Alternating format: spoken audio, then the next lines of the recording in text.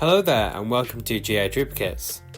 In this series we are going to showcase a selection of custom figures that we have created using our kits, delving into the design, base figures, techniques, etc. that will make the process easier if you decide that you would like to make the same character. With that being said, let's get into it. The first figure that we're going to look at in this showcase series is one that is near and dear to my heart, as it is an Imperial character that first appeared in Star Wars A New Hope, and that is the Imperial Gunner.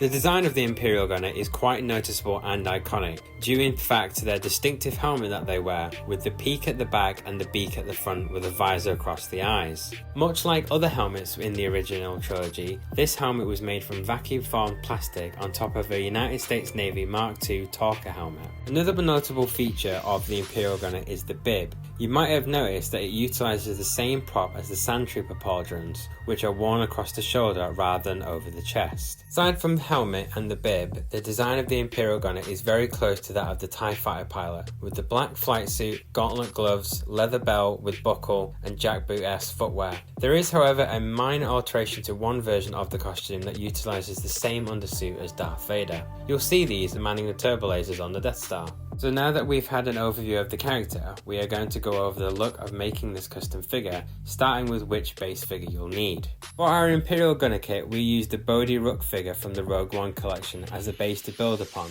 This is a fantastic figure to use for a lot of Imperial characters that feature flight suits. The only downside is that he does not have any gauntlets or boots, which is why we have modelled and 3D printed these flexible parts as part of our kit.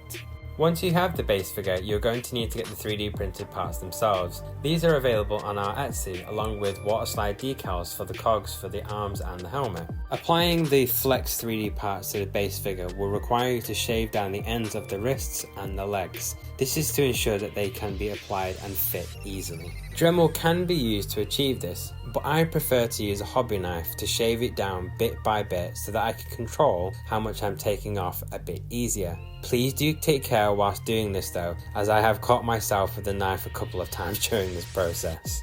With that, let's take a look at the custom figure and how to paint it and apply the decals. As you can see, the overall design of the Imperial Gunner isn't very adventurous in terms of the colour. There is a lot of black with some silver, offering little variation in terms of the shades. However, there are things that can be done to make sure that the different types of materials stand out. I recommend having the flight suit in a matte black, accentuating the raised details with some dry brushing to really make the sculpt pop. Whereas for the leathers, I'd opt for a glossy black with a nice shine. I use Vallejo Gloss Black, which provides a good base layer for going over it with the passes of gloss varnish. I use a Humbrol gloss through an airbrush. You'll see here on the helmet that the base is a black gloss, and it has a smoky grey visor. Although the actual visor is black, having that smoky grey colour breaks up the constant black colour, making it more visually interesting. Alongside that, if we look at the trim edges of the bib, you will notice that I've used a flat NATO black. This is to reflect the film prop, which have a fabric cotton material around the edges, whilst the centre is leather, so having that NATO black versus gloss black helps show the difference in materials. Metal components have been done with silver and gunmetal Vallejo Air paints. This is primarily focused on the belt buckles and the boxes. When you have finished painting your Imperial Gunner, you can apply decals to the shoulders and the front side of the helmet.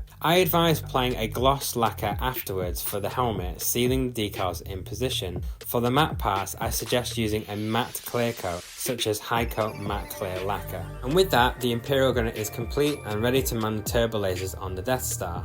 It's kind of wild that there isn't an official figure for this character yet, especially since it features such an iconic scene of the destruction of Alderaan, which is accompanied by, well, that certain sound effect, which I'm sure we all know which one I mean. I'd like to end this video by saying a massive thank you to our supporters. We really do appreciate it and we can't do this without you. Our GI Duplicates Instagram and Etsy are linked below. If you have any specific figure you'd like to see make an appearance in our showcase series, please leave a comment below as to which figure you'd like to see. Thank you so much for taking the time to watch our first installment of the showcase series. If you enjoyed this video, you can subscribe to keep up to date with what's to come here on YouTube. Don't forget to like and share with anyone you think will find this series useful.